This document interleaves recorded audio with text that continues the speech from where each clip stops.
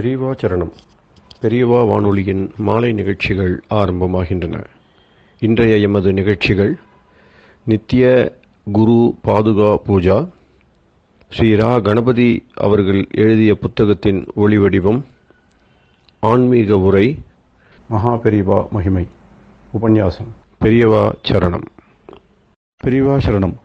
அடுத்த நிகழ்ச்சி நித்திய குரு பாதுகா பூஜை. शुक्लां भरदरं विष्णुं शशिवर्णं चतुर्भुजं प्रसन्नवदनं ध्यायेत् सर्वविघ्नोपशान्तये। ममोपात्त समस्त दुरितक्षयद्वारा श्री परमेश्वर प्रीत्यर्थं गुरुप्रसाद सिद्ध्यर्थं गुरुप्रीत्यर्थं गुरुपादपूजाम् अद्य करिष्ये। गुरुर्ब्रह्मा गुरुर्विष्णुर्गुरुर्देवो महेश्वरः गुरुः साक्षात् परब्रह्म तस्मै श्रीगुरवे नमः। अपार करुणासिन्धुं ज्ञानदं शान्तरूपिणं श्रीचन्द्रशेखरगुरुं प्रणमामि मुदान्वहम्। सदाशिवसमारम्भां शङ्कराचार्यमध्यमाम् अस्मदाचार्यपर्यन्तां वन्दे गुरुपरम्पराम्. எல்லோரும் குருவை பெரிவாளை தியானம் பண்ணிண்டு அர்ச்சனை பண்ணுவோம். அஷ்டோத்திரம். பெரியவா அஷ்டோத்திரம் பல அஷ்டோத்திரங்கள் இருக்கு. அதுல எளிமையா சுலபமா எது இருக்கோ அதை நான் இப்ப சொல்றேன். எல்லோரும் இதை கேட்டுண்டே திருப்பி சொல்ல முடிஞ்சுவா சொல்லி சொல்லி பெரிவாளுக்கு பாதத்துல ஒவ்வொரு புஷ்பத்தை அர்ச்சனை பண்ணலாம். ओम श्री कांची कामकोटि पीठाधीश्वराय नमः. श्रीमत् चंद्रशेखरेन्द्र सरस्वती गुरुभ्यो नमः. संन्यासाश्रम शिखराय नमः. काषाय दंडधारिणे नमः. सर्वपीठापहारिणे नमः. स्वामिनाथ गुरवे नमः. करुणासागराय नमः. जगदाकर्षण शक्तिमते नमः. सर्वचराचर हृदयस्थाय नमः.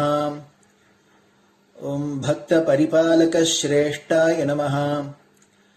धर्म परिपालकाय नमः. श्री जयेन्द्र सरस्वत्याचार्याय नमः. श्री विजयेन्द्र सरस्वती पूजिताय नमः. शिवशक्ति स्वरूपाय नमः. भक्ताभीष्ट प्रदायकाय नमः. ब्रह्मण्य पोषकाय नमः. ब्रह्म विष्णु शिवैक्य स्वरूपाय नमः. कांची क्षेत्रवासाय नमः. कैलाश शिखरवासाय नमः. स्वधर्म परिपोषकाय नमः. चातुर्वर्ण संरक्षकाय नमः. लोकरक्षण संकल्पाय नमः. ओम ब्रह्मनिष्ठापराय नमः. सर्वपापहराय नमः. धर्मरक्षक संतुष्टाय नमः. भक्तार्पितधन स्वीकर्त्रे नमः. सर्वोपनिषत् सारज्ञाय नमः. सर्वशास्त्रगम्याय नमः. सर्वलोक पितामहाय नमः. भक्ताभीष्ट प्रदायकाय नमः. ब्रह्मण्य पोषकाय नमः. नानाविध पुष्पार्चितपताय नमः. रुद्राक्ष क्रीडधारिणे नमः. भस्मोद्दोलित विग्रहाय नमः. सर्वज्ञाय नमः. सर्वचराचर व्यापकाय नमः. अनेक शिष्य परिपालकाय नमः. मनश्चाञ्चल्य निवर्तकाय नमः. अभयहस्ताय नमः. भयापहाय नमः. यज्ञपुरुषाय नमः. यज्ञानुष्ठान रुचिप्रदाय नमः. यज्ञसम्पन्नाय नमः. यज्ञसहायकाय नमः. यज्ञफलदाय नमः. यज्ञप्रियाय नमः. उपमानरहिताय नमः. स्फटिक तुलसी रुद्राक्ष हारधारिणे नमः. चातुर्वर्ण समदृष्टये नमः. ऋग्यजुस्साम अथर्वणादि चतुर्वेद संरक्षकाय नमः. दक्षिणामूर्तिस्वरूपाय नमः जाग्रत् स्वप्न सुषुप्ति अवस्थातीताय नमः कोटिसूर्यतुल्य तेजोमय शरीराय नमः साधुसंग संरक्षकाय नमः अश्वगज गोपूजा निर्वर्तकाय नमः गुरुपादुक पूजा तुरंतराय नमः कनकाभिषिक्ताय नमः स्वर्ण बिल्वदल पूजिताय नमः सर्वजीव मोक्षदाय नमः मूकवाक्तान निपुणाय नमः नेत्र दीक्षादानाय नमः द्वादशलिंग स्थापकाय नमः गान रसप्रियाय नमः ब्रह्मज्ञानोपदेशकाय नमः सकलकलासिद्धिताय नमः चातुर्वण्य पूजिताय नमः अनेकभाषा संभाषण कोविताय नमः अष्टसिद्धिप्रदायकाय नमः ओम श्री शारदामठ सुस्थिताय नमः नित्यान्नदान सुप्रीताय नमः प्रार्थना मात्र सुलभाय नमः पादयात्रा प्रियाय नमः नानाविध मतपंडिताय नमः श्रुति स्मृति पुराणज्ञाय नमः देव यक्ष किन्नर किंपुरुष पूज्याय नमः श्रवणानंदकर कीर्तये नमः दर्शनानंदाय नमः अद्वैतानंदभरिताय नमः अव्याज करुणामूर्तये नमः शैव वैष्णवादिमान्याय नमः श्री शंकराचार्याय नमः दंडकमंडलोहस्ताय नमः वीणा मृदंग सकलवाद्यनाथस्वरूपाय नमः रामकथा रसिकाय नमः वेद वेदांग आगमादि सकलकला सतस्प्रवर्तकाय नमः हृदय गुहाशयाय नमः शतरुद्रीय वर्णितस्वरूपाय नमः केदारेश्वरनाथाय नमः अविद्यानाशकाय नमः निष्कामकर्मोपदेशकाय नमः लघुभक्तिमार्गोपदेशकाय नमः लिंगस्वरूपाय नमः सालग्राम सूक्ष्मस्वरूपाय नमः कालड्यां शंकरकीर्तिस्तंभ निर्माणकर्त्रे नमः जितेन्द्रियाय नमः शरणागतवत्सलाय नमः श्रीशैलशिखरवासाय नमः डमरुकनाद विनोदाय नमः वृषभारूढाय नमः दुर्मदनाशकाय नमः आभिचारिक दोषहर्त्रे नमः मिताहाराय नमः मृत्युविमोचकशक्त्याय नमः श्रीचक्रार्चन तत्पराय नमः दासानुग्रहकारकाय नमः अनुराधा नक्षत्रजाताय नमः सर्वलोकख्यातशीलाय नमः वेंकटेश्वर चरणपद्म षट्पदाय नमः श्री महात्रिपुर सुंदरी समेत श्री चंद्रमौलीश्वर पूजा प्रियाय नमः श्रीमच्चंद्रशेखरेन्द्र सरस्वती सद्गुरु परब्रह्मणे नमः गुरुभ्यो नमः परमगुरुभ्यो नमः परमेष्टिगुरुभ्यो नमः परात्परगुरुभ्यो नमः गुरुपरंपराभ्यां नमः गुरुपादुकाभ्यां नमो नमः. அடுத்தது ஊதுபத்தி இருந்தா அதை காமிச்சு தூபம், நெய் தீபம் இருந்தா காமிச்சு அதை நெய் தீபம் தீபம் காமிச்சுட்டு நைவேத்தியம் வெத்தலைப்பாக்கு பழம் இதுலேருந்து ஆரம்பிச்சு அவளுக்கு எது சௌரியமோ அதுபடி நைவேத்தியம் பண்ணலாம். அதுக்கு அடுத்தது கற்பூர ஹாரத்தி பண்ணி எல்லோரும் பிரதட்சிண நமஸ்காரம் பண்ணி பெரியவாள்கிட்ட பிரார்த்தனை பண்ணிண்டு எல்லோரும் க்ஷேமமா இருக்கணும், லோகம் பரம மங்களமா சௌக்கியமா இருக்கணும், எல்லோரும் வியாதி வெக்க இல்லாத ஆயுராரோக்கிய ஐஸ்வர்யத்தோட சாந்தம் அமைதியோட ஞான வைராக்கியத்தோட எல்லோரும் நல்லவர்களாயிருந்து நன்மையை அடையணும்னு பிரார்த்தனை பண்ணி இந்த பூஜையை தினம் செய்யலாம். குரு பிரம்மா குருர் விஷ்ணுர் குருர் தேவோ மகேஸ்வரः குரு சாட்சாத் பரபிரம்ம தஸ்மை ஸ்ரீ குரவே நமஹ. அபார கருணா சிந்தும் ஞானதம் சாந்தரூபிணம் ஸ்ரீ சந்திரசேகர குரும் பிரணமாமி முதான்வகம். சதாசிவசமாரம்பாம் சங்கராச்சாரிய மத்யமாம் அஸ்மதாச்சாரிய பர்யந்தாம் வந்தே குரு பரம்பராம். குரு பாத பூஜை நிறைவடைஞ்சது. பெரியவா சரணம். பெரியவா சரணம். பெரியவா வானொலியில் நேயர்கள் அடுத்து கேட்க இருப்பது ஸ்ரீ ரா கணபதி அவர்கள் எழுதிய புத்தகத்தின் ஒளி வடிவம். அளிப்பவர் ஸ்ரீமதி உமா சங்கர் அவர்கள். தேனினும் இனிய சொல்லான் தீச்சுடர் மேனி கொண்டான் ஊனுயிர்க்குயிரதான ஒன்றினைக் கலந்து நின்றான் ஏனினிக் கவலை நெஞ்சே இன்றுனக் அருள் செய்தான் இஞ்ஞானவான் காமகோட்டி நாதனை நம்புவோமே. ஜெய ஜெய சங்கர ஹரஹர சங்கர. மகா பெரியவாளின் உபன்யாசங்களை ரா கணபதி அண்ணா தெய்வத்தின் குரல் என்ற பெயரில் 7 பாகங்களாக தொகுத்து அளித்ததின் 5ஆம் பாகத்தின் அடுத்த பகுதி ஸ்ரீ சங்கர சரிதம். திருச்சூரில் வேண்டுதல் க்ஷேத்திர சிறப்பு. சத்புத்திரன் பிறக்க வேண்டும் என்பதற்காக அந்த 2 பேரும் திருச்சூருக்கு போய் சுவாமிக்கு பிரார்த்தனை செய்து கொண்டு பஜனம் இருக்கலானார்கள். திருச்சூர் விருட்சாச்சலம் என்று பெயர் பெற்ற மகா சிவக்ஷேத்திரம். விருட்சம் என்றால் நந்திகேஸ்வரர், ரிஷபம் என்பதும் விருட்சம் என்பதும் ஒன்றேதான். ரிஷபாரூடரான சுவாமி நந்தி ஒரு மலை ரூபத்தில் இருக்கும். இங்கு மலைக்கு மேலே வீற்றுக் கொண்டிருக்கிறார்.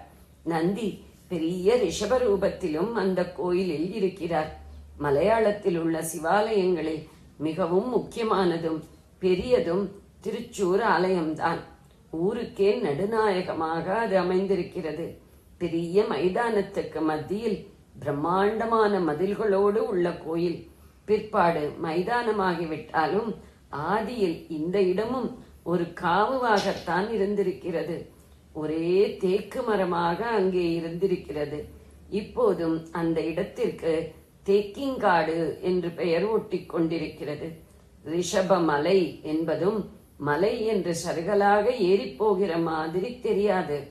மண்ணை வெட்டி கொட்டி சமமாக செய்தாற்போல் அங்கே விருத்தாகாரமாக வட்ட வடிவமாக பூமி அமைந்திருக்கும். வடக்குநாதர் என்று ஜனங்கள் சொல்கிற விருட்சாசலேஸ்வரர் ஸ்ரீகோயில் என்று மலையாளத்தில் சொல்லப்படும் பிரதானமான சந்நிதியில் இருப்பார். அந்த தேசத்தில் சதுரமாக சந்நிதி அமைத்து ஒன்றுக்கு மேல் ஒன்று அடுக்கு கூரைகளாக ஓடு வேய்ந்து கோயில் கட்டுவது சகஜமாயிருந்தாலும் இந்த சந்நிதி வட்டமாக கட்டப்பட்டு குடை போன்ற ஒரே தள கூரையுடன் இருக்கிறது. இந்த கோயிலிலேயே சங்கர நாராயணருக்கும் ராமருக்கும் ஸ்ரீகோயில்கள் இருக்கின்றன. இவற்றில் சங்கர நாராயணர் சந்நிதியும் விருத்தாகாரமானது, வட்டமானது. ஆனால் அது 2 தளம் கொண்டது. ராமர் சந்நிதியோ இரட்டை தளத்துடன் சதுரமாக இருக்கிறது. சிவன் கோவிலில் இப்படி விஷ்ணு சம்பந்தமான சந்நிதிகள் இருப்பது கேரளத்தில் சகஜமே. இது ஆச்சாரியால் நிலைநாட்டிய தர்சனாத்வைத்தத்துக்கு, சமய சமரசத்துக்கு ஏற்றதாக இருக்கிறது. நாராயண ஸ்மரணத்துடனேயே காரியங்களை செய்து வந்த சங்கரரின் அவதாரத்திற்காக வேண்டிக் கொண்ட கோயிலில் சங்கர நாராயணர் இருப்பதும் பொருத்தம்தானே. சுவாமி சந்நிதிக்கு பின்பக்கம் அம்பாள் சந்நிதி, பார்வதி என்றே பெயர். அது தாருமூர்த்தி மரத்தாலான திருவுருவம். மத சம்பந்தமான நாட்டிய நாடகங்கள் நடத்துவதற்கென்றே மலையாள கோயில்களில் கூத்தம்பலம் என்ற மண்டபங்கள் உண்டு. திருச்சூர் கூத்தம்பலம் தான் அவற்றில் ரொம்பவும் புகழ் படைத்தது. மரவேலைப்பாடு மிக்கதாக அது இருக்கிறது. திருச்சூர் என்றவுடன் திருச்சூர் பூரம் என்பதாக ஏகப்பட்ட யானைகளில் அநேக தெய்வமூர்த்தங்கள் எதிரும் புதிருமாக அணிவகுத்து நிற்கும். உற்சவம் நினைவுக்கு வரலாம். ஆனால் அதற்கும் திருச்சூர் விருட்சாசலேஸ்வரருக்கும் சம்பந்தமில்லை என்றால் ஆச்சரியமாயிருக்கும். இந்த கோயிலுக்கு பக்கத்திலேயேதான் தேக்கிங்காட்டில் அந்த உற்சவம் நடந்தாலும் இந்த சுவாமி அதில் கலந்து கொள்வதில்லை. அண்டைப்புற கோயில்களில் இருந்து வரும் அம்பாள்கள்தான் பூர விழாவில் கலந்து கொள்வது. இந்த கோயிலுக்கு கிழக்கே பார்மேகாவு பகவதி கோயில் இருக்கிறது. வடக்கே திருவம்பாடி கிருஷ்ணன் கோயிலிலும் ஒரு பகவதி இருக்கிறாள். இந்த 2 பகவதிகள் ஆளுக்கொரு யானை கோஷ்டியுடன் பவனி வந்து நடப்பதுதான் பூர உற்சவம். அந்த யானைகள் விருட்சாசலேஸ்வரர் பிரகாரத்துக்குள் நுழைந்து பிரதட்சிணம் பண்ணிக்கொண்டுதான் வெளியிலுள்ள உற்சவ பூமிக்கு வரும். சுவாமி உற்சவமூர்த்தியாக போய் அதில் கலந்து கொள்வதில்லை. சிவராத்திரி உற்சவம் தான் அவருக்கு உண்டு. ரொம்ப விமரிசையாக நடக்கும். அப்போதும் கூட உற்சவமூர்த்தி வெளியே வீதி உலா போவதென்பது கிடையாது. இதை சொல்லும் போது இன்னொன்று நினைவுக்கு வருகிறது. சுவாமிக்கு பூஜை பண்ணும் அர்ச்சகர்களும் அவர்களுடைய முறைக்காலம் டேர்ம் முடியும் வரையில் கோவிலை விட்டு வெளியில் போக முடியாது. ஒவ்வொரு அர்ச்சகருக்கும் ஒவ்வொரு டேர்ம் வரும். அந்த காலம் பூராவும் பூர்ண பிரம்மச்சரிய நியமத்துடன் கோயிலுக்குள்ளேயேதான் ஈஸ்வர ஸ்மரணத்துடன் வசித்து வருவார். முறை இன்னொருத்தர் கைக்கு மாறின பின்தான் அவர் வெளியிலே வருவது, வீட்டுக்கு போவது. இம்மாதிரி ஆச்சார நியமம்தான் மலையாளத்து கோயில்களில் சாநித்தியத்தை நன்றாக காப்பாற்றி வருகிறது. திருச்சூர் கோயிலில் ஒரு விசேஷம். அங்கே மகாலிங்கத்துக்கு எப்பொழுதும் சுத்தமான பசு நெய்யால் அபிஷேகம் பண்ணிக்கொண்டே இருப்பது. இப்படி 1000-10,000 வருஷமாக பண்ணி பண்ணி லிங்கமே தெரியாமல் ஒரே நெய் பாறையாகத்தான் கர்ப்ப கிரகத்துக்குள் தெரியும். நல்ல வெயில் காலத்திலும் கிட்டத்திலேயே நிறைய தீபங்கள் எரிந்து கொண்டிருக்கும் போதிலும் நெய் உருகுவதில்லை. ஹிமாலயத்தில் சுற்றிலும் பனிப்பாறைகளுக்கு நடுவில் வாசம் செய்யும் சுவாமி இங்கே நெய்ப்பாறையில் அப்படியே புதைந்து வாசம் பண்ணணும் என்று தீர்மானம் செய்து கொண்டிருப்பார் போலிருக்கிறது. பனிமலைக்கு பதில் நெய்மலை. இன்னொரு ஆச்சரியம், இத்தனை நெய் குன்றாக குவிந்திருந்தும் ஒரு ஈ ஒரு எறும்பு அங்கே பார்க்க முடியாது. மலையாள தேசத்தில் ஆயுர்வேத சிகிச்சை நிறைய நடக்கிறதல்லவா? அதில் பலவித ரோகங்களுக்கு புராதன கிருதம் என்பதான பழம் நெய்யை மருந்து சரக்காக சொல்லி இருக்கிறது. திருச்சூர் கோயிலில் 1000 வருஷத்துக்கு முற்பட்ட நெய் கூட கிடைப்பதால் மலையாள வைத்தியர்கள் அங்கே போய்த்தான் புராதன கிருதம் வாங்கிக் கொள்கிறார்கள். இப்படிப்பட்ட கஷேத்திரத்திற்குத்தான் போய் சிவகுரு ஆரியாம்பாள் என்ற தம்பதி பஜனம் இருந்தார்கள். பஜனை பஜிப்பது என்று சொல்வதெல்லாம் பக்தி பண்ணுவது என்பதையே குறிக்கும் வார்த்தைகள். பஜ் பஜ் என்ற தாதுவில் இருந்துதான் பஜனை பக்தி என்ற 2 வார்த்தைகளும் வந்திருக்கின்றன. பஜனம் என்றால் சேவை செய்வது. குறிப்பாக பஜனம் இருப்பது என்று சொன்னால் குறிப்பிட்ட ஒரு உத்தேசத்தை வேண்டி ஒரு புண்ணிய கஷேத்திரத்திற்கு போய் 1 மண்டலம் 2 மண்டலம் அங்கே இருந்து கொண்டு ஜபம் பாராயணம் செய்வது. பிரம்மச்சரியம் முதலிய நியமங்களோடு தினமும் புண்ணிய தீர்த்தத்தில் ஸ்நானம் செய்து சுவாமி தரிசனம் பண்ணுவது. அனுமதிக்கப்பட்ட ஆலயங்களில் சந்நிதியிலேயே நித்திரை பண்ணுவது என்று அர்த்தம். உத்தேச பூர்த்தி பற்றி சொப்னத்திலே சுவாமி ஆக்ஞை கிடைக்கும். நம்பிக்கை இருந்தால் சங்கேதமாகவாவது கிடைக்கும். இவர்கள் விருட்சாசலத்தில் புத்திரனை உத்தேசித்து பஜனம் இருந்தார்கள். பக்தி ஸ்ரத்தையுடன் வேண்டியபடி இருந்தார்கள். வரப்பிரதானம். சுவாமி ஒரு ராத்திரி சிவகுருவின் சொப்னத்தில் தோன்றினார். புத்திரவரம் தருகிறேன் என்று சொல்லிவிட்டு அவருடைய மனஸ்பக்குவத்தை பரீட்சை பார்ப்பதற்காக வரத்தில் இவருக்கும் சாய்ஸ் தருவதாக கண்டிஷன் போட்டு கொடுத்தார். உனக்கு 100 பிள்ளை வேண்டுமா, ஒரே பிள்ளை வேண்டுமா? 100 பிள்ளைகளானால் அவர்கள் தீர்காயுசுடன் இருப்பார்கள். ஒரே பிள்ளையானால் அல்ப காலத்தில் ஆயுஷ் முடிந்து போகும். இன்னொன்று, அந்த 100 பிள்ளைகள் புத்தி இல்லாத மண்டுக்களாக இருப்பார்கள். ஒரே பிள்ளையாயிருந்தாலோ மகா புத்திமானாக சர்வஜனாகவே இருப்பான். எப்படி வேண்டும் என்று கேட்டார். தீர்காயுஷ்மான்களாக 100 பிள்ளைகளா, அல்பாயுஷ்காரரான ஒரு பிள்ளையா என்று மாத்திரம் கேட்டிருந்தால் எதை சூஸ் பண்ணுவதென்ற குழப்பமே இருக்காது. ஒரே பிள்ளை, அதற்கும் அல்பாயுஸ் என்றிருந்தால் யார்தான் சூஸ் பண்ணுவார்கள்? சுவாமியோ அதோடு முடிக்காமல் 100 முட்டாள்கள், 1 மகா மேதை என்றும் கண்டிஷன் போட்டு பரீட்சை வைத்து விட்டார். சிவகுரு உடனே என் பத்னியின் விருப்பத்தையும் தெரிந்து கொண்டு கலந்தாலோசித்து சொல்கிறேன் என்றார். இதிலிருந்து அந்த காலத்தில் ஸ்திரீகளுக்கு புருஷர்கள் கொடுத்திருந்த ஸ்தானத்தை புரிந்து கொள்ளலாம். அந்த அம்மாளை எழுப்பி அவர் விஷயத்தை சொன்னார். அவள், எனக்கும் அப்படியே சொப்னம் வந்தது, நீங்கள் எழுந்த பிறகு கேட்டு சொல்வதாக சொல்லிவிட்டேன் என்றாள். 2 பேரும் கலந்தாலோசித்தார்கள். சுவாமியே பிரசன்னமாகி வரம் கொடுத்து தங்கள் அபிப்பிராயப்படியே செய்வதாக சொன்னார் என்பதில் 2 பேருக்கும் ரொம்ப அடக்கம் உண்டாகிவிட்டது. அவர் மனசு எப்படியோ அப்படி பண்ணட்டும் என்றில்லாமல், பிள்ளை வேணும் என்று கேட்டதே தப்போ என்னவோ, அது போதாதென்று இப்போது எப்படிப்பட்ட பிள்ளை என்று வேறு நாம் முடிவு பண்ணி அந்தப்படி அவர் செய்யணும் என்றால் இன்னும் தப்பாக அல்லவா தோன்றுகிறது என்று நினைத்தார்கள். இப்படியெல்லாம் கேட்டு எங்களை சோதனை பண்ணக்கூடாது, சுவாமிக்கு எப்படி அபிப்பிராயமோ அப்படியே செய்யணும் என்று சொல்லி நமஸ்காரம் பண்ணினார்கள். அவதரிக்க வேண்டுமென்று சுவாமி திவ்ய சங்கல்பம் செய்துவிட்ட பின் இவர்களுடைய சாய்ஸ் என்று ஒன்று எப்படி அதற்கு மாறாக ஏற்பட முடியும்? ஆனாலும் எல்லாம் மானுஷமாக நடக்கிறார் போலவே நடத்தி காட்ட வேண்டும் என்று சுவாமி நாடகமாடுவதில் இப்படி விளையாடினார்.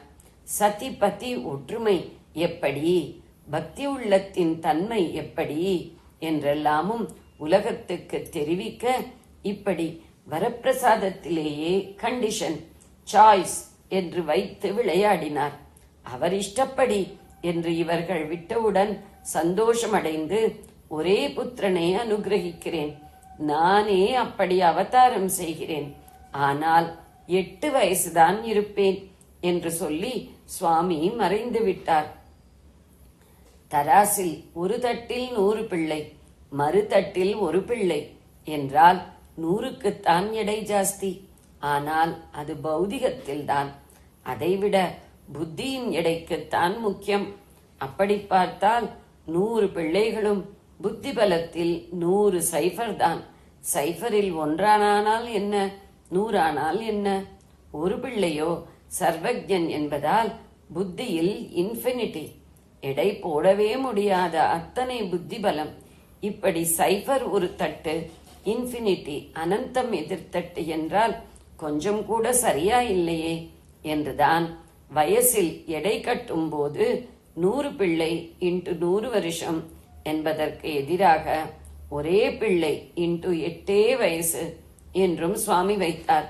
புத்திர பிராப்தி, அதிலும் சுவாமியே அப்படி வரப்போகிறார் என்பதில் அந்த தம்பதி சந்தோஷப்பட்டு கொண்டு ஆயுஷ் விஷயமாக விசாரப்படாமல் அப்புறம் எப்படி செய்கிறாரோ செய்யட்டும் என்று தேற்றிக் கொண்டார்கள்.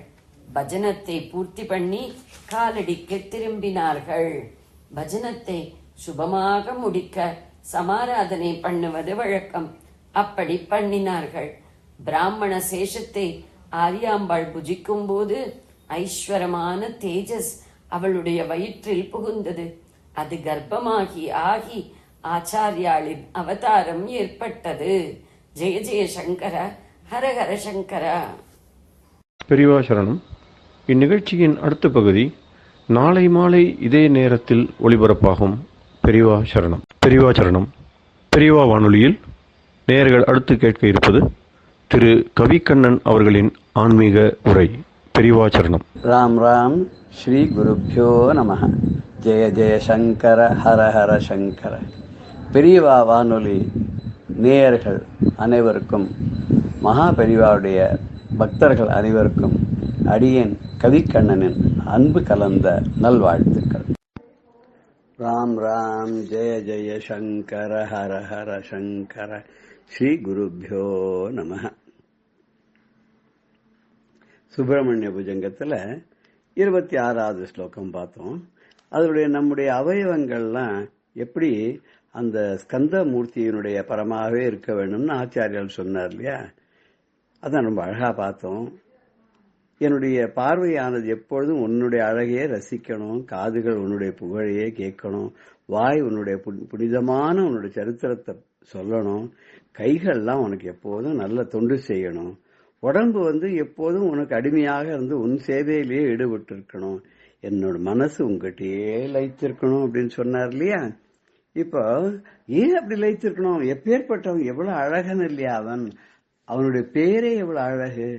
அதை ஒரு தஞ்சாவூர் சங்கரையர் அப்படிங்கிறவர் ஒரு அழகான பாட்டு ஒன்று பாட்டிருக்கார். பாபநாசி சிவன் மாதிரி அவர் பெரிய வாக்கியக்காரர். ரொம்ப அழகா அந்த பாட்டு பாடியிருக்கார்.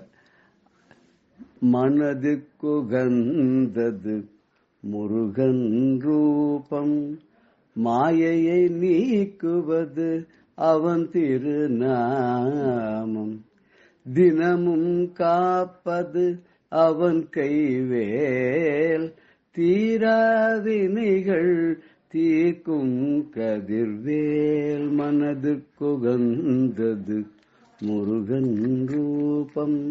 அந்த முருகனை குரு சுராஜானந்தா அவர்கள் எப்படி பாடுறாருன்னா, அது ஒரு புது கோணத்துல பார்க்கிறார்.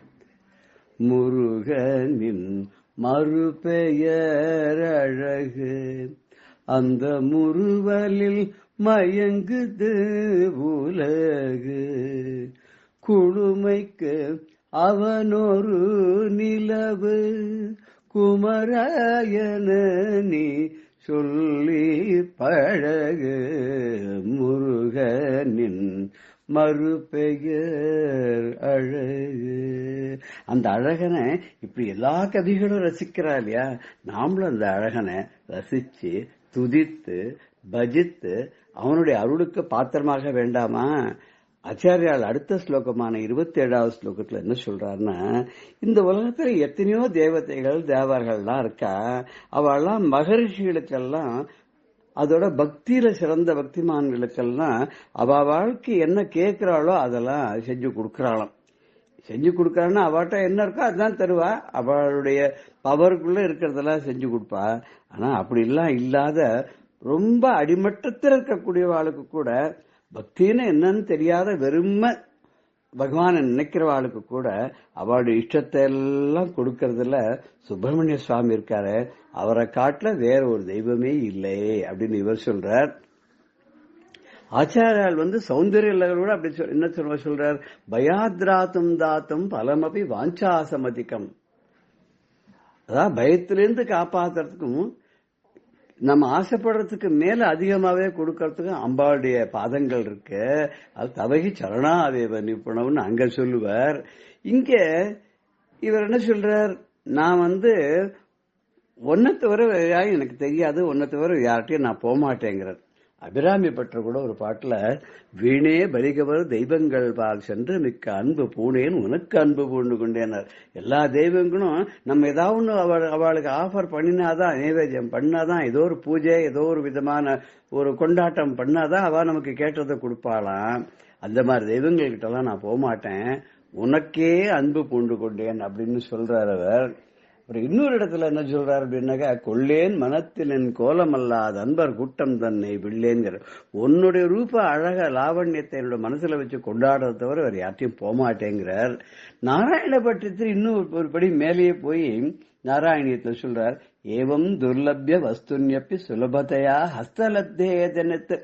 ரொம்ப அதிசுலபமா கையில இருக்கிற நெல்லிக்கனி போல நீ இருக்கும்போது, தன்வா வாச்சா தியாவா பஜதி பதஜனஹா சுத்திர தெய்வ ஸ்புட்டேயம்னா, ஜனங்கள்லாம் முட்டாள் ஜனங்கள்லாம் என்ன பண்றாங்கன்னா, மனசா வாச்சா கர்மனா மற்ற ஒரு அல்ப ஒரு சந்தோஷத்துக்காக அவ கொடுக்கிற சின்ன சின்ன சின்ன சின்ன இதுக்காக பலனுக்காக போறா. ஏதே தாபத் பயம் து ஸ்திரதர மனசா விஸ்வபீட்டாபகத்தி நிசேஷ ஆத்மானமேவ குரு பவன புராதீசம் ஏவ ஆசிரியாமகான்னு விட்டார் அவர். நான் அப்படிலாம் கிடையாதுப்பா. நாங்க எப்போதும் அகில விதமான சகல விதமான துக்கங்களையும் கஷ்டங்களையும் நஷ்டங்களையும் போக்கக்கூடிய ஒன்றை தவிர வேற யாரையும் நான் வழிபட மாட்டேன் அப்படின்னு சொல்றார்.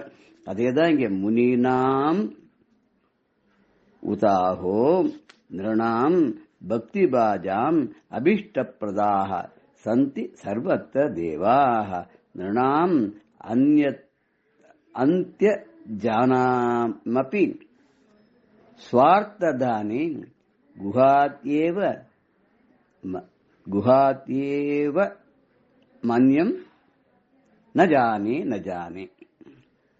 முனீனாமுதாஹோ நிருணாம் பக்தி பாஜாம் அபீஷ்ட பிரதா சந்தி சர்வத்ர தேவா நிருணாமந்த்ய ஜானாமபி ஸ்வார்த்ததானி குஹாத்தேவ மன்யம் ந ஜானே ந ஜானே. அப்படிங்க குஹாத் ஏவம் அந்யம், குஹாத் தேவம் அந்யம், குஹனை தவிர வேற தேவர்களை யாரையும் நஜானே நஜானே எனக்கு தெரியவே தெரியாது.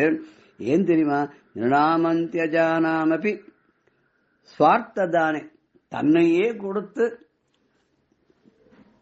ஒரு எளிமையான பக்தர்களுக்கு கூட அனுகிரகம் பண்ணக்கூடிய அந்த முருகன்.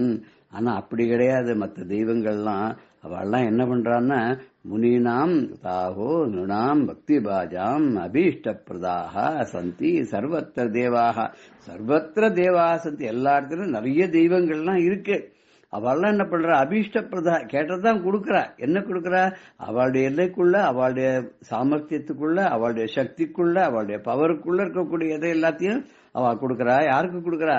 முனிவர்களுக்கு கொடுக்கறா, சில பக்தர்களுக்கெல்லாம் கொடுக்கறா. எத்தனையோ சின்ன சின்ன தேவதைகள் எல்லாம் இருக்கு இல்லையா, கொடுக்கறா. சின்ன சின்ன பொட்டிக்கடையில கூட நமக்கு சில சாமான்கள்லாம் கிடைக்கும். ஆனா எல்லா சாமானும் இங்க கிடைக்குமா? கிடைக்காது. எல்லாமே வேணும்னா ஒரு பெரிய மால் போறோமோ இல்லையா. மகாபெரிவா ஒரு இடத்துல சொல்லுவா, மால்ங்கிறாலே அந்த மால்ங்கிறதுல எல்லா சாமானும் கிடைக்குமா. ஆனா நம்ம திருமால் இருக்காரு வெங்கடவன், அவருக்கு பெருமாள்னு பேரு. அந்த இப்ப லகர லகார பேதம் இல்லாத பார்த்தோன்னா பெருமாள் அப்படிங்கறத பெருமாள் அப்படின்னு எடுத்துட்டோம்னா இங்கிலீஷ்ல இருந்து அப்படிதான் எழுதுவோம். PERUMAL எழுதும்போது பெருமாள்னு பெரிய மால். அது நமக்கு நம்ம பாக்குற மால்களை விட அவர் பெரிய மால், அதனாலதான் பெருமாள்னு பேரு. அவர்கிட்ட போனா எது கேட்டாலும் இல்லைன்னு சொல்லி கொடுத்துருவார். அவர் இல்லைங்கிறது ஒண்ணுதான் அவர்கிட்ட கிடையாதான். அதை தவிர இது எல்லாத்தையும் கொடுத்துருவாராம். நாமளும் அப்பேற்பட்ட இந்த ஸ்கந்த மூர்த்தி கிட்ட, அப்பா உன்னை தவிர எனக்கு வேற யாரையும் தெரியாது, நீதான் எனக்கு அருள் பண்ணணும், உங்ககிட்ட தான் எல்லா சக்தி இருக்கு, நீதான் சக்தி தரன், உன்னை வழிபடுறோம், உன்னை தவிர வேற யார்ட்டும் நாங்க மற்ற தெய்வங்கள்ட்ட போக மாட்டோம்னு நாமம் சொல்லி ஆச்சாரியால் சொன்ன வழியிலேயே அந்த முருகப்பெருமான செந்தில் ஆண்டவனை வழிபடுவோமாக. ஜெய ஜெய சங்கர ஹர ஹர சங்கர. ஸ்ரீ குருபியோ நம. ராம் ராம். பெரியவா சரணம். இந்நிகழ்ச்சியின் அடுத்த பகுதி நாளை மாலை இதே நேரத்தில் ஒளிபரப்பாகும். பெரியவா சரணம். பெரியவா சரணம். அடுத்த நிகழ்ச்சி மகா பெரியவா மகிமை உபன்யாசம். வழங்குபவர் பிரம்மஸ்ரீ கணேச சர்மா அவர்கள். 1924 வருஷம் திருவையாத்துல இருக்கிறதே அந்த வெள்ளத்திலேருந்து உதவி பணியெல்லாம் செஞ்சா அப்படின்னு பார்த்தோம். இதுக்கு முன்னாலேயே 10 வருஷம் முன்னால 1914 வருஷம் பெங்கால்ல குல்னா அப்படிங்கிற இடத்துல ரொம்ப பெரிய வெள்ள சேதம் ஏற்பட்டது. பல்லாயிரக்கணக்கான ஜனங்கள்லாம் உடமையெல்லாம் இழந்தா, வீடு வாசல் எல்லாத்தையும் இழந்து, கால்நடையெல்லாம் பரம பெரிய உயிர் சேதெல்லாம் ஏற்பட்டு ரொம்ப பெரிய கோர விபத்தா இருந்தது. அப்போ தவிச்சுன்னு இருக்கிற அந்த ஜனங்களுக்கெல்லாம் உதவி பண்றதுக்காக பலரும் முன் வந்து வாலண்டியரா வாவா நிதியெல்லாம் திரட்டி நாட்டில் ஒரு பெரிய ஒரு இயக்கமாவே இருந்து அதை பண்ணப்பட்டது. அதுல சென்னை மாகாணத்துல ஹிந்து பத்திரிகை அதிபர் கஸ்தூரி ரங்க ஐயங்கார் அவரோட ஏற்பாடுல நிதி திரட்டினா. அந்த நிதி திரட்டுறதுக்காக அவர் என்ன பண்ணினார், தன்னோட ஹிந்துல விளம்பரம் கொடுத்திருந்தார். எல்லாரும் மனமும் வந்து பொருளுதவி பண்ணணும் இந்த ஜனங்களுக்கெல்லாம் அப்படின்னு.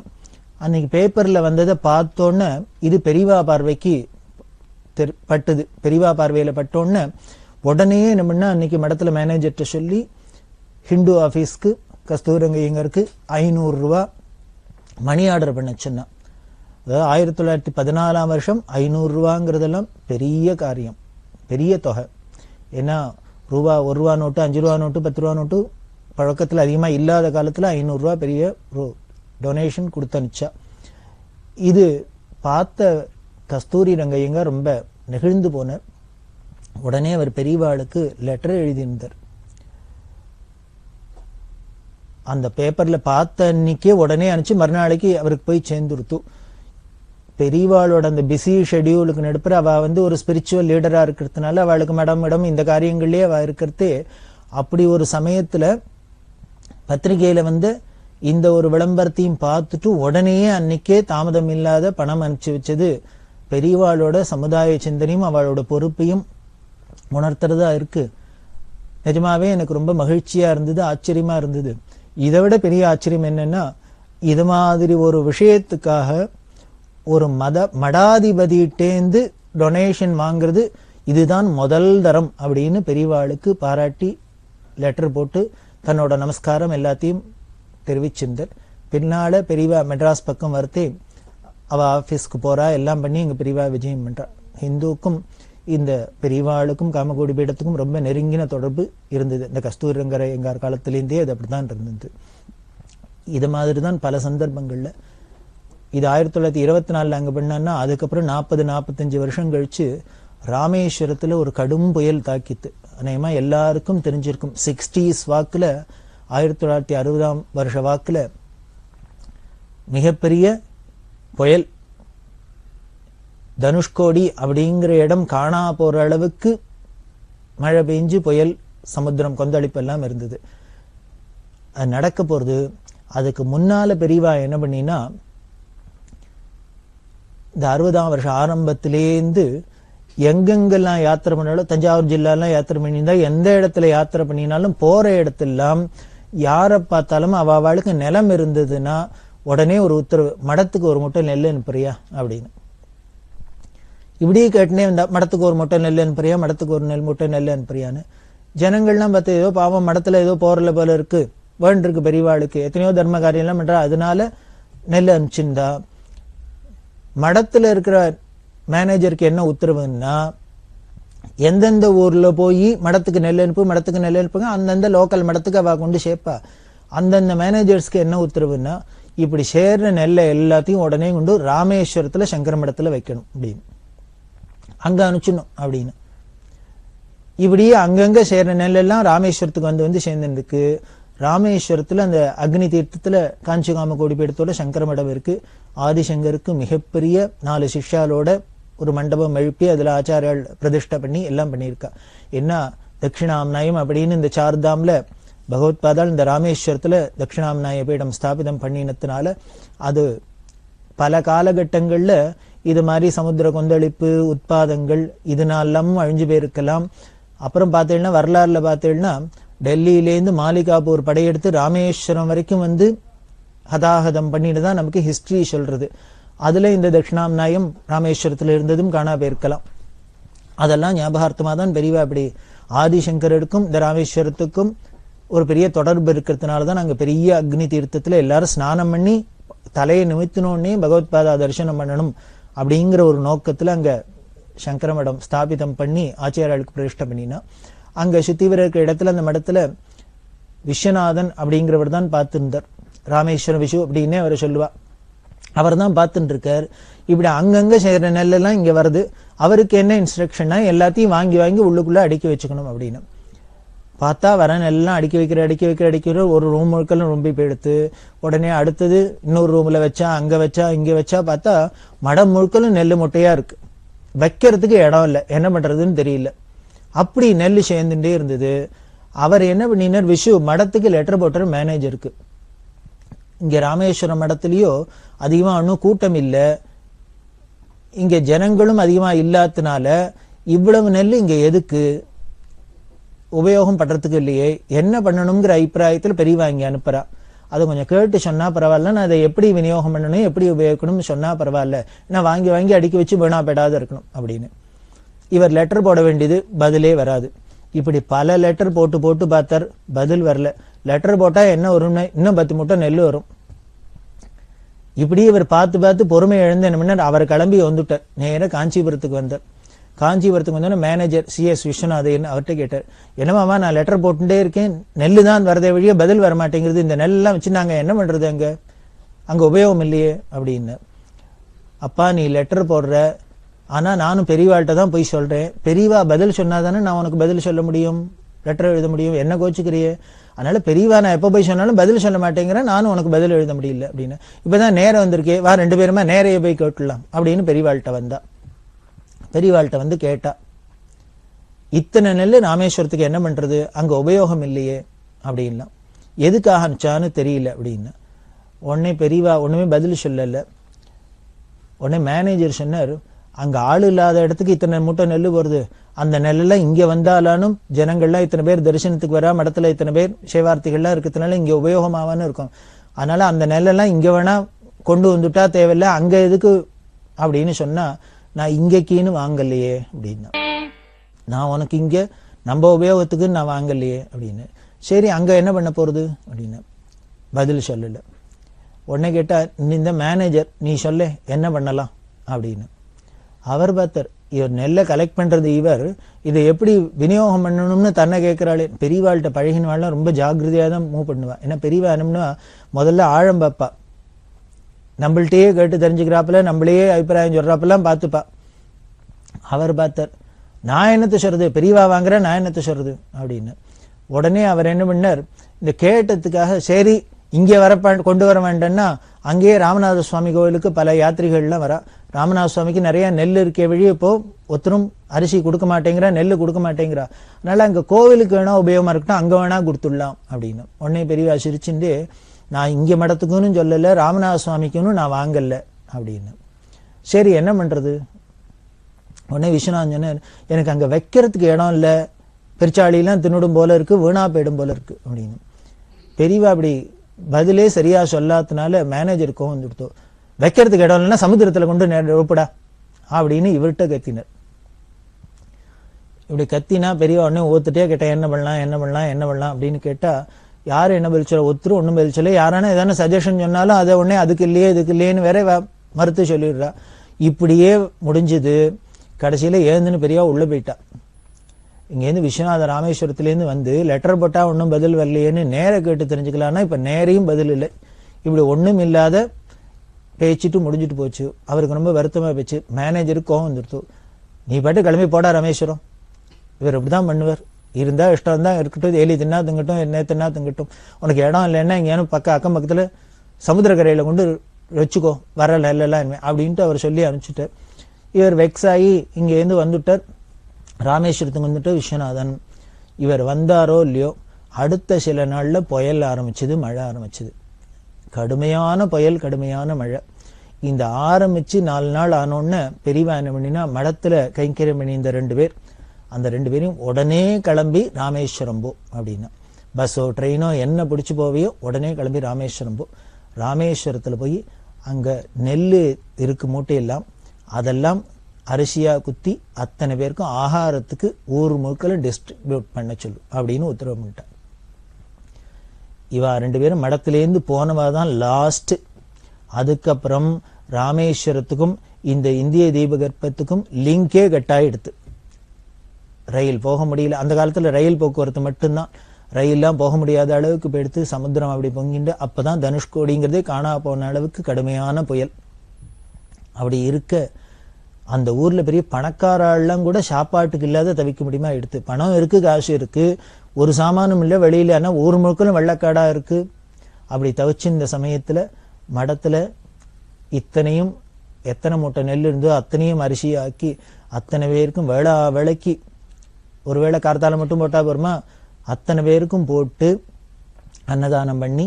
வேடிக்கை என்னன்னா, பணக்கார ஆளுக்கெல்லாம் நேர வந்து மடத்துல வாங்கிக்கிறதுக்கு வெக்கமா இருக்குமா, அதனால யாரையானு விட்டு வாங்கிட்டு வர சொல்லி சாப்பிடுவாளாம். ஏன்னா அவளுக்கும் வேற ஒன்றும் சாப்பாட்டுக்கு வேற வழியே கிடையாது, கண்ணியா சாமானா ஒன்றும் கிடையாது. இங்கேருந்து என்ன கொடுக்குறாளோ மடத்துலேருந்து அதுதான். அப்படி பசியாறினா கிட்டத்தட்ட 1 மாசம் போல அத்தனை ஜனங்களுக்கு, அந்த தீவுல இருக்க அத்தனை பேருக்கும் சாப்பாட்டுக்கு இந்த பெரியவா சேர்த்த நெல்லு தான் உபயோகமாச்சு. அப்புறம்தான் தெரிஞ்சுது ஓ இப்படி ஒரு உட்பாதம் ஒண்ணு வரப்போறது, அத்தனை பேரும் சாப்பாட்டுக்கு திண்டாட போறாங்கிறதுக்காக தான் போல இருக்கு. பெரியவா அதுக்கு 1 வருஷம் 2 வருஷம் முன்னாலேருந்தே நெல்லு கலெக்ட் பண்ண ஆரம்பிச்சுட்டா, நெல்லை சேர்த்து வச்சா அப்படின்னு. இதான் திரிகால ஞானிங்கிறது. அவளுக்கு தானே தெரியும் பின்னால என்ன வரப்போறது அப்படின்னு. சரி, இப்போ இந்த விஸ்வநாதன் வந்து கேட்டார், லெட்டர் போட்டார், மேனேஜர் வந்து கேட்டார், அப்போன்னு சொல்லாமலையோ இல்ல பின்னால அதுக்கு ஒரு உபயோகம் இருக்கு, அப்போ உபயோகப்படுத்திக்கலாம் அப்படின்னு சொல்லாமலையோ, அதை சொல்லாத பெரியவா ஏன் மழுப்பணும் அப்படின்னு. அதுதான் ஞானிகள்ங்கிறது. உடனே வாயை விட்டுட மாட்டா. காரணம் என்னென்ன, பின்னால பெரிய உட்பாதம் வரப்போறது, புயல் வரப்போறது, அதுக்காக உபயோகப்படுத்தணும் அப்படின்னு முன்னாலேயே சொன்னா நன்னா இருக்குமோ? அவ்வளவுதான், அதுலயே பிராணம் போயிடும். அதுக்கப்புறம் விஸ்வநாதன் அங்கேருந்து ராமேஸ்வரமா போவார், அவர் போக மாட்டார். அதுதான் ரகசியத்தை, தேவ ரகசியம் அப்படின்னு. எந்தெந்த காலகட்டத்துல எப்பப்போ வெளியில வரணுமோ அது தானே வெளியில வர அழகா பார்த்துன்னு இருப்பா. மகேஸ்வர மகாகல்ப மகாதாண்டவ சாட்சிண்ணே நம அப்படின்னு லலிதா சஹஸ்ரநாம அம்பாளை பத்தி வர்ணிக்கிறது என்னன்னு, மகா பிரளயத்துல அந்த ஊழித்தாண்டவம் ஆடி பரமேஸ்வரன் எல்லாத்தையும் அந்த மகா பிரளயமா சம்ஹாரம் பண்றதே அதை பார்த்துன்னு ஜெகன்மாதாவான பராசக்தி எப்படி இருக்குன்னு சாட்சி மாத்திரமா நின்று காலம் வேடிக்கை பார்த்து நிற்கிறா. அதுக்கப்புறம் 1924 வருஷம் திருக்காட்டுப்பள்ளிக்கு விஜயம் பண்ணா. திருக்காட்டுப்பள்ளியில தான் PS சிவசுவாமி ஐயர் ஸ்தாபிதம் பண்ண ஸ்கூல் இருக்கு. அந்த ஸ்கூலுக்கு விஜயம் பண்ணினா.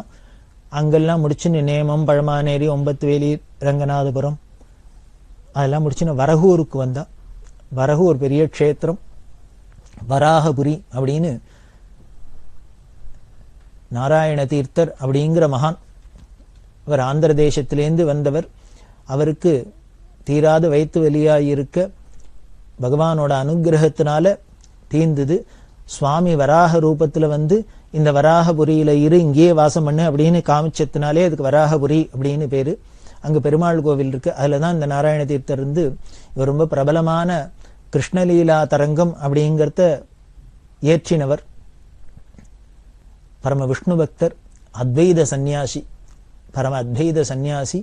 அவர் விஷ்ணு பக்தி பண்ணிட்டு தரங்கள்லாம் பாடியிருக்கார், கிருஷ்ண பக்தர். அதுதான் இந்த வரகூரோட விசேஷம். இன்னைக்கும் அங்க உரியடி உற்சவம் அப்படின்னு ரொம்ப விமரிசையா நடக்கிறது. கோகுலாஷ்டமி சமயத்துல இந்த வரகூர் உரியடி அப்படின்னு தஞ்சாவூர் ஜில்லால ரொம்ப பிரசித்தம். அந்த வரகூர் உரியடி உற்சவத்துல போய் எல்லாரும் அவசியம் பார்க்கறதுக்கு ஆனந்தமா இருக்கும். அந்த வரகூர் க்ஷேத்திரத்துக்கு பெரியவா விஜயம் பண்ணினா. அப்புறம் மரூர், சாத்தூர், முல்லக்குடி இப்படி வழியா வல்லத்துக்கு வந்தா.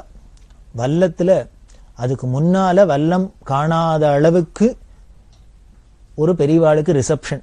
அதுல இன்னொரு ஆச்சரியம் என்னன்னா, எல்லா மதத்தை சேர்ந்தவா, இந்துக்கள், முஸ்லீம்கள், கிறிஸ்தவா, ஹரிஜனங்கள் எல்லாருமா சேர்ந்துட்டு பெரியவாளுக்கு ரொம்ப கிராண்டா ஒரு ரிசப்ஷன் வல்லத்துல.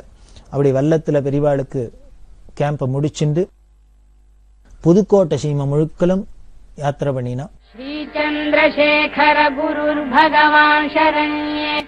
இந்தோனேஷியா பத்தி, இந்தோனேஷியாவில் ஜாவா, பாலின்னு தீவெல்லாம் இருக்கு. அதுலலாம் நம்ம இந்து மதம் எப்படி வேறோன்றி இருந்தது அப்படிங்கறதெல்லாம் பெரியவா ரொம்ப டீட்டெயில்டு ஆராய்ச்சி பண்ணி சொல்லியிருக்கா. அதெல்லாமும் நமக்கு புஸ்தகங்கள் வாயிலா தெய்வத்தின்குள்ள கிடைக்கிறது. இந்த இந்தோனேஷியாவை பத்தி பெரியவா ஆராய்ச்சி பண்ணி இத்தனை விஷயங்கள்லாம் சொன்னதை பார்த்துட்டு இந்த விஷயங்கள்லாம் கேள்விப்பட்டு பிரபல இந்த பிரயாண ஏற்பாட்டாளர் தாமஸ் குக் அப்படிங்கிறவா என்ன பண்ணினா பெரியவாளுக்கு லெட்டர் போட்டிருந்தா. இந்த ரிசர்ச் விஷயமா பெரியவா இந்தோனேஷியா போகணும் அப்படின்னா தாங்க அதுக்கு உண்டான பயணத்துக்கு ஏற்பாடெல்லாம் பண்றோம், ஃபிளைட்ல போர்டிங், லாட்ஜிங் எல்லாம் ஏற்பாடு பண்றோம் அப்படின்னு, எப்போ போகணும் என்னங்கிறத பெரியவா காலங்கள்லாம் சொன்னா நாங்க அதுக்கு ஏற்பாடு பண்றோம் அப்படின்னு பெரியவாளுக்கு லெட்டர் போட்டிருந்தா. எல்லாருக்கும் ஒரே சந்தோஷம், வேடிக்கை, சிரிப்பு. பெரியவா இனிமே எப்போ இங்கேருந்து இந்தோனேஷியாவுக்கு போறா அப்படின்னு. தமிழ் தாத்தா ஊவே சுவாமிநாதையர், அவரால் தான் இன்னைக்கு தமிழ்ல லிட்ரேச்சர் அப்படிங்கிறதுலாம் ஒண்ணு இருக்குன்னா ஊவே சுவாமிநாதையரால. அந்த தமிழ் தாத்தா ஊவே சுவாமிநாதையருக்கு ஒரு கௌரவப்படுத்தணும் அப்படிங்கிறதுனால மதுரை தமிழ் சங்கத்தோட வருஷாந்திர கூட்டத்துல சர் CP ராமசுவாமியர் தலைமையில ஊவே சுவாமிநாதையருக்கு தாட்சிணாத்திய கலாநிதி அப்படிங்கிற பட்டத்தை கொடுத்து பெரியவா கௌரவிச்சா. இந்த பட்டத்தை கொடுக்கறதே ஸ்ரீமுகம், 2 ரெட்டை காஷ்மீர் சால்வை, அதோட கோல்டன் ஃபவுண்டன் பேனா, இது எல்லாம் கொடுத்து பிரசாதத்தையும் கொடுத்து சுவாமிநாதையரை கௌரவிச்சு இந்த பட்டத்தை கொடுக்க முடியுமா பெரியவா ஏற்பாடு பண்ணியிருந்தா. அந்த பட்டத்தை வாங்கிட்டு இந்த சன்மானங்கள்லாம் வாங்கிட்டு சுவாமிநாதையர் ரொம்ப உருக்கமா பேசினர். எனக்கு இந்த பட்டத்தை விட எல்லாத்தையும் விட ரொம்ப பெருமையா இருக்கு என்னன்னா, பெரியவா கையால இதெல்லாம் கிடைச்சிருக்கு, இந்த பிரசாதம் கிடைச்சிருக்கே அப்படிங்கறதுதான் எனக்கு ரொம்ப பெரிய பெருமையா இருக்கு, ஆச்சரியமா இருக்கு அப்படின்னு சொல்லி பெரியவாளை தமிழ் தெய்வத்தோட அவதாரம் அப்படின்னு அவர் வர்ணிச்சிருக்கார். தமிழ் தெய்வத்தையோட அவதாரம் சாட்சாத் பெரியவா அப்படின்னு சொல்லி. ஏன்னா பல சந்தர்ப்பங்கள்ல நான் பெரியவாள்கிட்ட பேசியிருக்கேன். அவளுக்கு இந்த தமிழ் மொழியில இருந்த ஆர்வமும் அந்த லிட்டரேச்சர்ல இருந்த ஆர்வமும் ஆராய்ச்சிகளும் அவளோட ஆழ்ந்த தமிழ் புலமையும் எனக்கு நன்னாவே தெரியும், நான் அனுபவிச்சவன். அதனால அவ தமிழ் தேவதை அவதாரம் அப்படி எல்லாம் சொல்லி பெரியவாளை ரொம்ப பாராட்டினர். அவர் இன்னொன்னு சொன்னார், தன்னோட 18 வயசுல பெரியவாளோட பரமேஷ்டி குரு இளையாத்தங்குடி பெரியவா அப்படின்னு சொன்னமே, அவளோட சந்திரமௌலீஸ்வர பூஜையெல்லாம் அவர் பார்த்திருக்காராம். சின்ன வயசுல 18 வயசுல அவர் வந்து பார்த்திருக்காரு. அந்த சந்திரமௌலீஸ்வர பூஜை சிவ பூஜையில இந்த இளையாத்தங்குடி பெரியவா பண்றது ரொம்ப அமானுஷ்யமா இருக்கும், அசாத்தியமா இருக்கும். அந்த பில்வத்தை எடுத்து அப்படி அர்ச்சனை பண்ற அழக பார்த்தாலே தெரியும், அதை நேர பார்த்தவாளுக்கு தான் தெரியும். அப்படி ஒரு பூஜையை நான் பார்த்திருக்கேன். அதுக்கப்புறம் அந்த பூஜையை பெரியவா பண்றதே பார்த்தேன். அதே அவ பரமேஷ்டி குரு பண்றாப்லயே இருக்கு அந்த சந்திரமௌலீஸ்வர பூஜை அப்படின்னு. சந்திரமௌலீஸ்வர பூஜை அப்படிங்கிறது காஞ்சி மடத்துல ரொம்ப விசேஷம். ஆதிசங்கர பகவத்பாதாள் கைலாசத்துக்கு போனார். கேதாரத்திலேந்து சூக்ஷ்மமா கைலாசத்துக்கு போய் பார்வதி பரமேஸ்வரால தரிசனம் பண்ணி பரமேஸ்வரனே தன்னோட கையால இந்த 5 ஸ்படிகலிங்கத்தை கொடுத்தார். அந்த 5 ஸ்படிகலிங்கத்தையும் வாங்கின்ற ஆச்சாரியால் அம்பாளோட அனுகிரகத்துல சௌந்தர்ய லகரி அப்படின்னு பரமேஸ்வரனே பண்ணின அந்த ஸ்லோகத்தையும் கொடுக்க அது ரெண்டுத்தையும் வாங்கிட்டு வந்தார். அப்படி வரத்தே தான் வழியில இருந்த நந்திகேஸ்வரர் சௌந்தர்யலிங்க பிரிய மந்திரசாஸ்திரம் பரமேஸ்வரனே அம்பாள் மேல பண்ணினது, இது பூலோகத்துக்கு போறதாவது மலிஞ்சு போயிடுமே அப்படிங்கிறதுனால ஆச்சாரியால் கையிலேந்து புடுங்கினார் அப்படின்னு சங்கர விஜயம் சொல்லும். அதுல முன்னால இருந்த 40 ஸ்லோகத்துக்கு மேல நந்திகேஸ்வர கை ஆச்சாரியால் கையில வந்தது. பிற்பகுதியில இருந்தெல்லாம் நந்திகேஸ்வர கைக்கு போயிடுத்து. ஆச்சாரியால் வருத்தப்பட பண்ணே பின்னால வந்து ஈஸ்வர ஆக்ஞையில போனா என்ன, போனது நல்லதா போச்சு, நந்திகேஸ்வர எதெல்லாம் புடுங்கின்றாரோ அதை நீ என்ன பண்ணு, நீனாவே பாடி அதை ரொப்பிடு அப்படின்னு சொல்ல பின்னால இருந்ததெல்லாம் ஆச்சாரியாலே பண்ணி இந்த சௌந்தர்யில 100 பூர்த்தி பண்ணினா அப்படின்னு நமக்கு தெரிய வருது. அப்படி இந்த சௌந்தர்யம் பஞ்சலிங்கங்களையும் ஸ்படிகலிங்கங்களையும் வாங்கிட்டு வந்த ஆச்சாரியால் 5 இடத்துல ஸ்தாபிதம் பண்ணி இருக்கா. நேபாளத்துல நீலகண்ட கஷேத்திரத்துல, பத்ரீக ஆசிரமத்துல, இன்னும் சிதம்பரத்துல, காஞ்சிபுரத்துல, கூடலி சிருங்கேரி, இந்த 5 இடத்துலையும் இந்த பஞ்சலிங்கங்களையும் ஸ்தாபிதம் பண்ணினதா பிராச்சீன சங்கர விஜயங்கள்லாம் சொல்றது. அதுல காஞ்சிபுரத்துல இருக்கிறது, ஸ்ரீமடத்துல இருக்கிறது யோக சந்திரமௌலீஸ்வரர். இவரை அர்ச்சனை பண்றவா யோகீஸ்வராளா தான் இருப்பா, இவரை வழிபடுறவாள்லாம் யோகீஸ்வராளா தான் இருப்பா. அதனால யோக சந்திரமௌலீஸ்வரர். இந்த சந்திரமௌலீஸ்வர பூஜை ரொம்ப விவரமா ரொம்ப விஸ்தாரமா நடக்கும். இன்னி வரைக்கும் அப்படிதான் நடந்துட்டு இருக்கு. அந்த பெரியவா எப்படி சந்திரமௌலீஸ்வர பூஜை பண்ணுவா அந்த பாவம் அப்படின்னா ஆச்சரியமா இருக்கும். பெரியவா 13 வயசுக்கு பட்டத்துக்கு வந்தா இல்லையா, முன்னால சொல்லித்தரத்துக்கு குரு இல்லை, அவர் சித்தியாயிட்டர் வந்தா. வித்வான்கள்லாம் சொல்றா இது பெரிய அத்வைத மடம், அப்படி இருந்தா கூட இங்க உலகத்தை உத்தேசிச்சு பூஜை இன்னும் ஜபதபம் எல்லா அனுஷ்டானங்கள்லாம் வைக்கப்பட்டிருக்கு, இதெல்லாமும் ஸ்ரத்தையா பண்ணணும். இப்படி துவைதமா வெளியில காரியங்கள் பண்ணினாலும் உள்ளுக்குள்ள அந்த அத்வைதம்ங்கிறது மறந்து போயிடாத இருக்கணும். பூஜை பண்ற சந்திரமௌலீஸ்வர வேற இல்ல, பூஜை பண்ற நாம வேற இல்ல அப்படிங்கிற பாவத்தோட பூஜை பண்ணும். பூஜை பண்ணத்தே சொல்றமே, தேகோ தேவாலயா ஜீவோ புரோக்தோ தேவா சனாதனா தெஜேத் அஜ்ஞான நிர்மால்யம் சோகம் பாவேன பூஜையத் அப்படின்னு அந்த பாவத்தோட பூஜை பண்ணணும் அப்படின்னு வித்வான்கள்லாம் சொல்லி கொடுக்கிறா. உடனே 13 வயசு குழந்தை பெரியவா கேட்கிறா, பூஜை பண்றதை மட்டும்தானா அப்படின்னு. அந்த சந்திரமௌலீஸ்வர வேற இல்ல, நாம வேற இல்ல, சோகம் ஹம்ச சோகம் அப்படிங்கிற பாவம் ஏதோ பூஜை பண்ற இந்த 1 மணி நேரம் 2 மணி நேரம் இருந்தா போருமா, இல்ல 24 மணி நேரமும் இருக்கணுமா? நமக்கு இந்த அனுபூதி அத்வைத ஞானம் அப்படிங்கிறது எப்பொழுதும்னா இருக்கணும், பர்மனண்டா. ஏதோ பூஜா காலத்துல மட்டும் இருக்கிறது, மற்ற காலத்துல துவைதமா இருந்து நான் வேற உலகம் வேற இருந்துன்னா விபரீதமான இருக்கும்.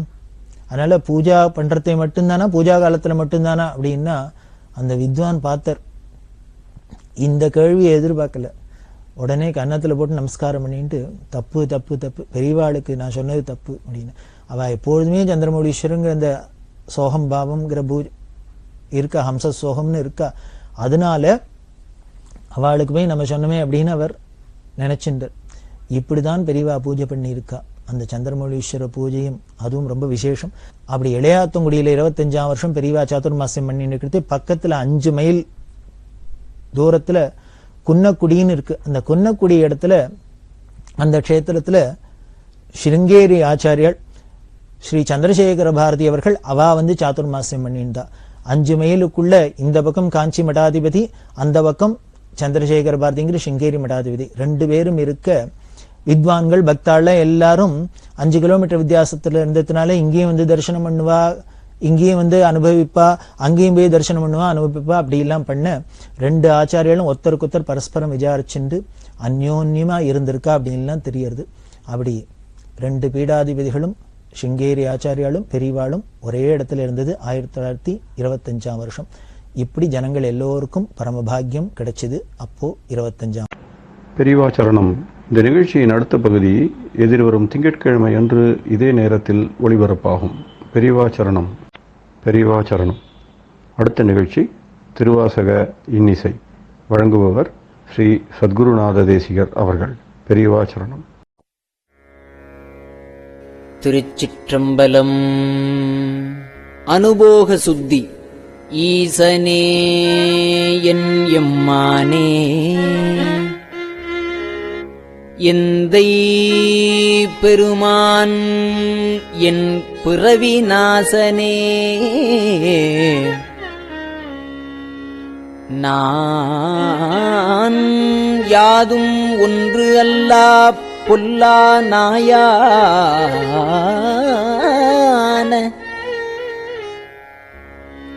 நீசனேனை ஆண்டாய்க்கு நினைக்க மாட்டேன் கண்டாயே தேசனே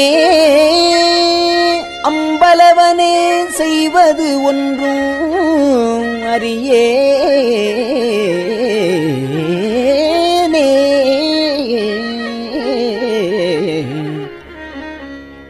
செய்வதறியாச் சிறுநாயேன் செம் பொற்பாதமலரு காணா பொய்யரு பெரும் பேறு அத்தனையும் பெறுதற்கு உரியேன் பொய்யிலா மெய்யரு வெறியார் மலர்பாதம் மேவக் கண்டும் கேட்டிருந்தும்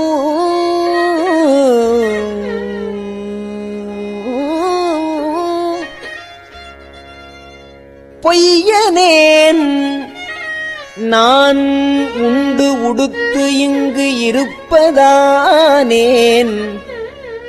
போரேரே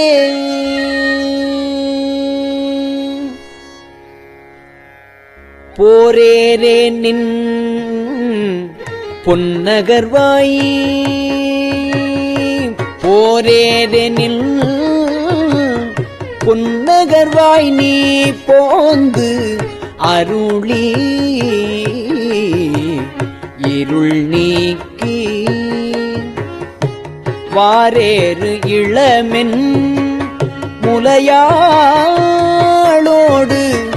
உடன் வந்து அருள அருள் பெற்ற சீரேரடியார் நின் பாதம் சேரக் கண்டும் கண் கெட்ட ஊரேராய் இங்கு உழல்வேனோ கொடியே உயிர்தான் உலவாதே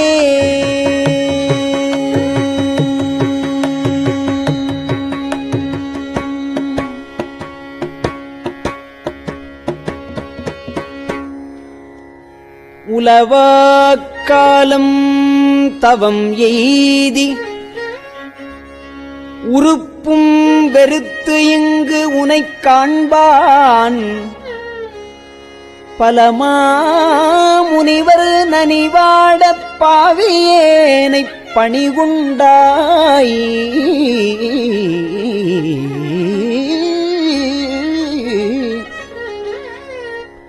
மலமாக்குரம்பெய்து மாய்க்க மாட்டேன் மணியே உனைக் காண்பான்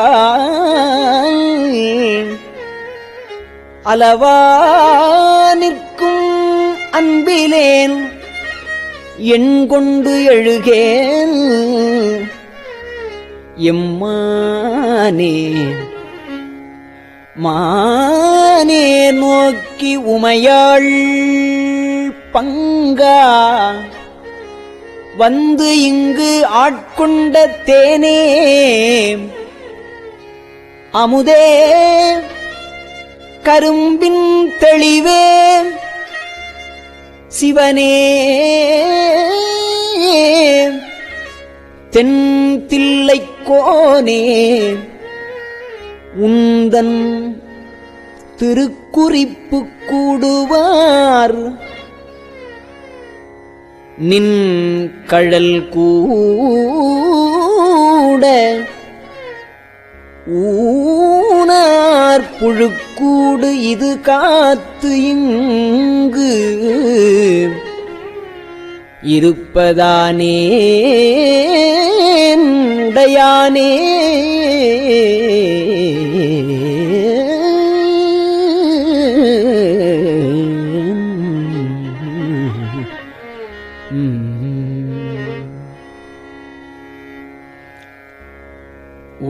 உடையானே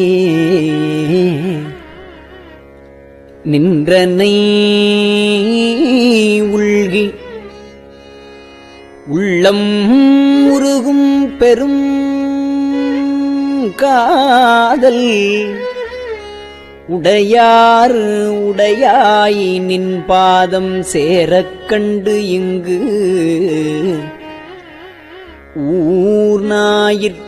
ஊர்நாயிற்கடையானேன் நெஞ்சுருகாதேன் கல்லாமனத்தேன் கசியாதேன் முடையார் புழுக்கூடு இது காத்து இங்கு இருப்பதாக முடித்தாயே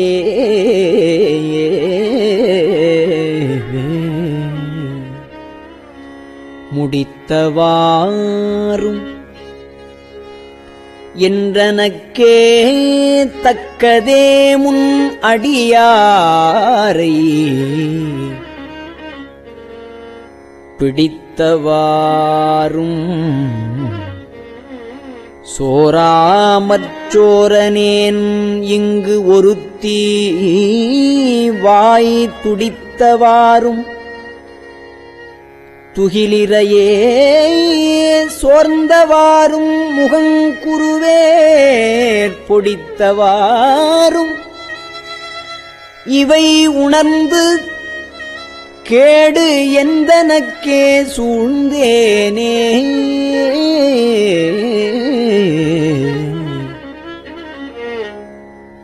தேனை பாலை கண்ணலின் தெளிவை ஒளியை தெளிந்தார்தம் ஊனை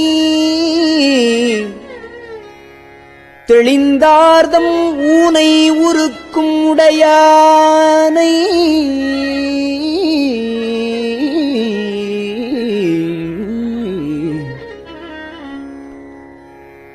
உம்பரானை வம்பனேன் நான் நின்னடியேன் நீ என்னை ஆண்டாய் என்றால்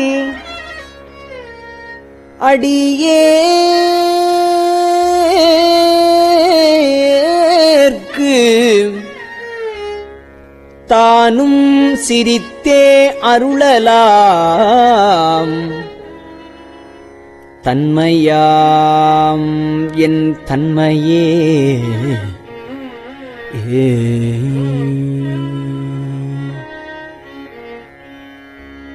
தன்மை பிறரால் அறியாத தலைவா பொல்லா நாயான புன்மையேனை ஆண்டையா புன்மையேனை ஆண்டையா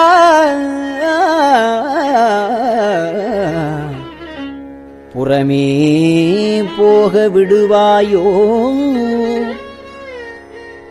என்னை நோக்குவார் யாரே என்னான் செய்கேன் எம்பெருமான் பொன்னே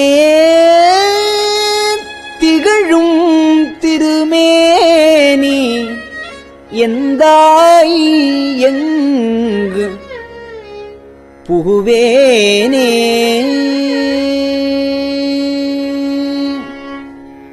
புகுவேன் எனதே நின் பாதம்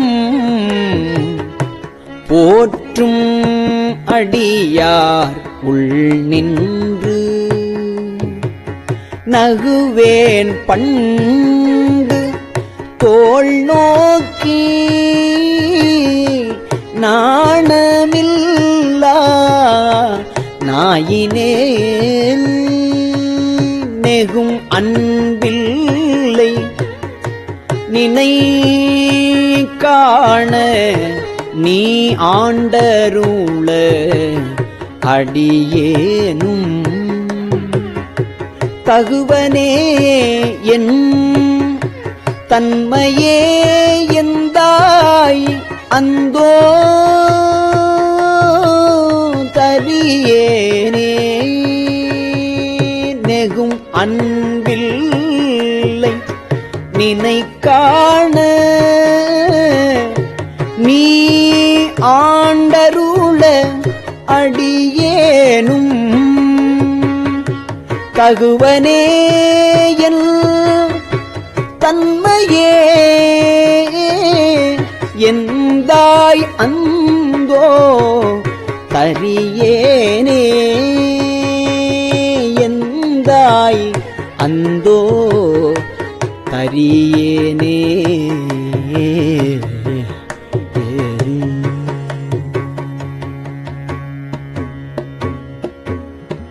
திருச்சிற்றம்பலம்.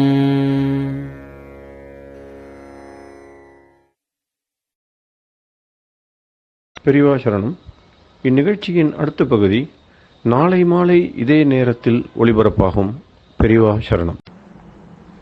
பெரியவா சரணம். பெரியவா வானொலியின் இன்றைய நிகழ்ச்சிகளின் நிறைவாக திருப்பொன்னூசல் வழங்குபவர் சத்குருநாத தேசிகர் அவர்கள். பெரியவா சரணம். திருச்சிற்றம்பலம். திருப்பொன்னூசல்.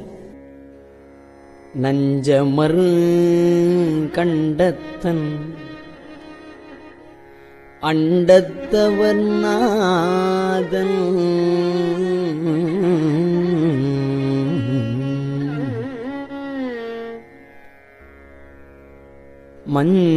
மஞ்சுதோய் மாடமணி உத்தர கோசமங்கை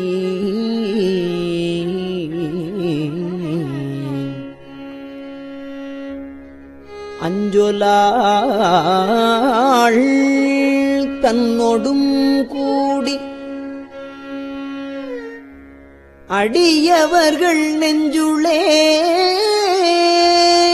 நின்று அமுதம் ஊறி கருணை செய்து துஞ்சல் பிறப்பறுப்பான் தூய புகழ் பாடி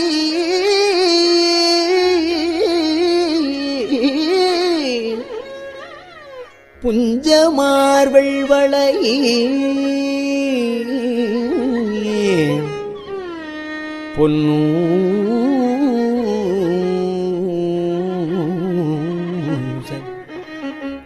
பொன்னூசல் ஆடாமோ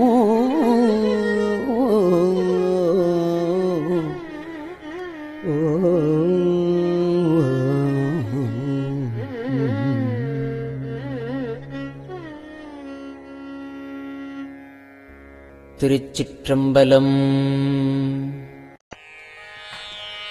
கஞ்சிவல காமாட்சி தன் குழந்தாள் சங்கரரே கஞ்சிவல காமாட்சி தன் குழந்தாள் சங்கரரே குரு சந்திரசேகரரே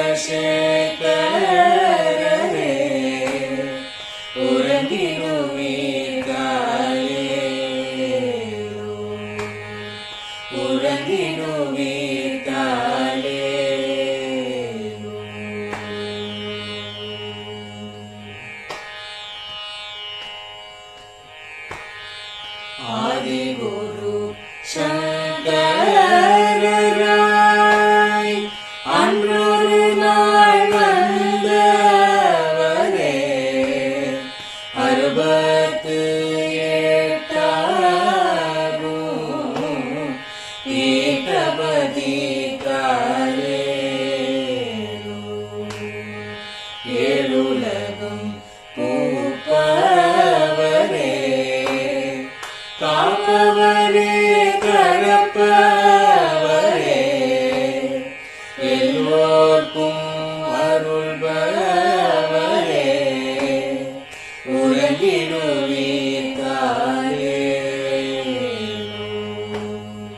அயனுடனே மாலவனோ தேடிய பொற்பதத்தவரே அருமறைகள் சாற்றும் முயல் மலர்பதமே தாரே முக்தி நிலை எய்திடவே சக்தி தரும் சத்குருவே முக்தி நிலை எய்திடவே சக்தி தரும் சத்குருவே நித்தமெங்கள் நாவீசையில் நித்திரை கொள்தாயே நித்தமெங்கள் நாவீசையில் நித்திரை கொள்தாயே நித்தமெங்கள் நாவீசையில் நித்திரை கொள்தாயே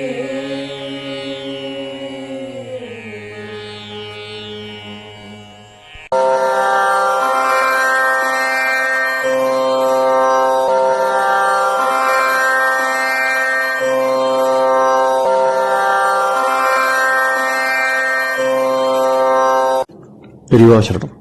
பெரியவா வானொலியின் மாலை நிகழ்ச்சிகள் இத்துடன் நிறைவடைகின்றன. எமது அடுத்த ஒளிபரப்பு நாளை காலை இந்திய நேரப்படி 6 மணிக்கு துவங்கும். பெரியவா சரணம்.